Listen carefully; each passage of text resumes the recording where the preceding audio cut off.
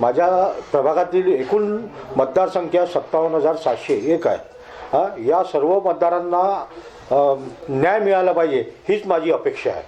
मी माझ्या मतदारसंघात माझ्या सगळ्यात म्हणजे चिंतामण नगर आणि भिवसेनखोरी इतका उपेक्षित सध्या हे राहिलेलं हे आहे. तिथे मला त्यांच्यासाठी सिव्हर लाईन टाकून द्यायची पहिला प्रेफरन्स आहे.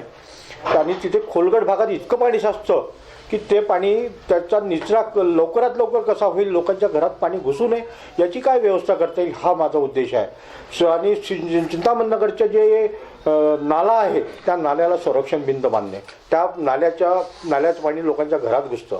आता तिथे सध्याचं आपण सिव्हर लाईनचं थोडकं काम चालू आहे, पण ते पूर्ण झाल्यानंतर खूप मोठी समस्या लोकांच्या घरात येईल की रोड जे आहे ते रोड इतके खोदल्या गेले आहे, ते रोडची समस्या आहे. रोड पहिले तयार करून देणे ही चिंतामण नगरची पहिली समस्या आहे. अजून तसंच दुसरा म्हणजे आमच्या या चांगल्या सुशिक्षित एरियात जो म्हटला जातो त्या एरियातली मोठं नागपूर महानगरपालिकेचे इंदिरा गांधी रुग्णालय आहे. ते रुग्णालय एवढी मोठी इमारत असूनही अजून तिथे अद्ययावत नाही आहे, तिथे कर्मचारी स्टॉप नाही आहे.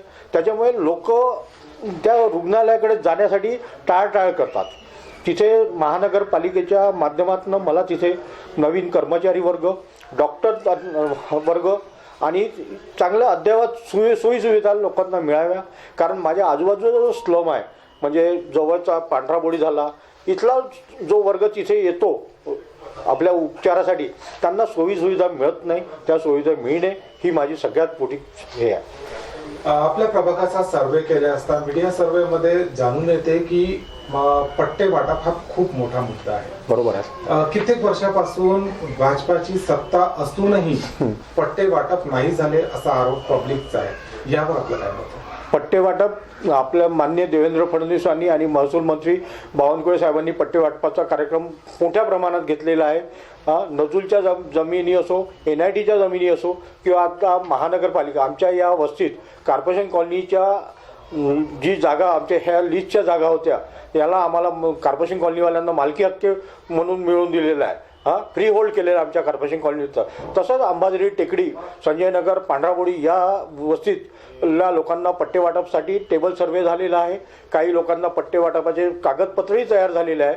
पण आचारसंहितेच्यामुळे हे काम सध्या स्थगित झालेलं आहे. पण आचारसंहिता उठल्यानंतर आणि मनपा निवडणुका झाल्यानंतर ह्या कामाला आम्ही गती देऊ एवढं माझं सांगणं आहे आपल्याला. आपण आरोग्याचा मुद्दा उचलला आणि आरोग्याविषयी आपण बोलले की जो हॉस्पिटल आहे त्याला आपण करू, छान करू.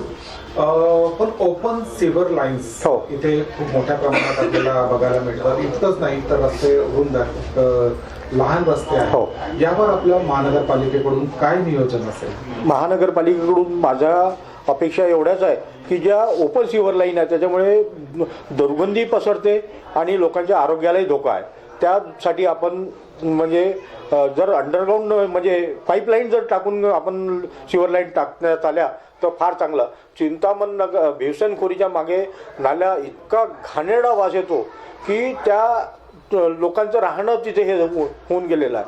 त्याच्यासाठी आपल्याला पहिलं तिथे सिव्हर लाईनचं प्रपोजल मला मुख्यमंत्र्यांच्या निधीतून मागून घ्यायचं आहे. मुख्यमंत्र्यांना मी विनंती करणार आहे. कारण माझे मुख्यमंत्री आमच्या दक्षिण पश्चिम विधानसभेत जरी असले तरी भिवसेनखोरी येणारा हा भाग आहे.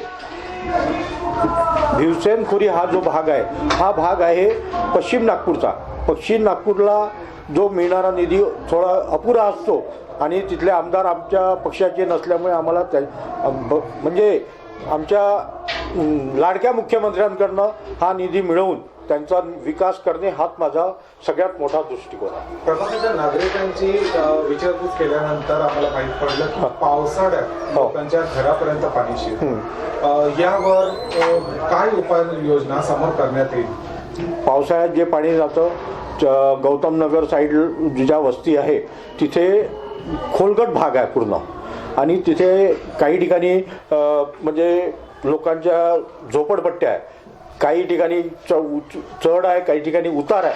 तर कब्बशीसारखा जो एरिया आहे त्या कब्बशीसारख्या एरियातल्या तिथे आपल्याला कॉन्क्रिटीकरण करून आणि लोकांच्या घरात जाणारं पाणी रोखायचं आहे आणि पावसाळी पाण्याची लाईन तिथे टाकून घ्यायची आहे. काल मुख्यमंत्री साहेबांची इथे सभा होती. काय मुख्य त्यांनी इथे घोषणा केलेली आहे, काय नवीन योजना ते लोकांसाठी आहे? मुख्यमंत्री साहेबांनी काल सांगितलं की माझ्या महाराष्ट्रात लाडली बहिणा जेवढ्याही लाडली बहिणा आहे त्या पुढच्या 6 महिन्यात लखपती बहिणा झाल्या पाहिजे, लखपती बहीण झाल्या पाहिजे एवढंच सगळ्या उमेदवारांना सांगितलं. आणि त्यांनी हेही म्हटलं की मी जेव्हा जेव्हा नागपूरला येईल तेव्हा मी सगळ्या नगरसेवकांना विचारीन की तुम्ही किती लखपती बहीण केल्या. कारण लाडली बहीण आहे ठीक आहे, पण लाडली बहिणीसोबत त्यांना लखपती करायचं आहे. हे जे मुख्यमंत्र्यांचं आव्हान आहे आम्हाला सगळ्यांना. आणि बहिणींसाठी त्यांनी विशेष करून आव्हान दिलं आहे की तुम्हाला मी लखपती करण्याशिवाय सोडणार नाही.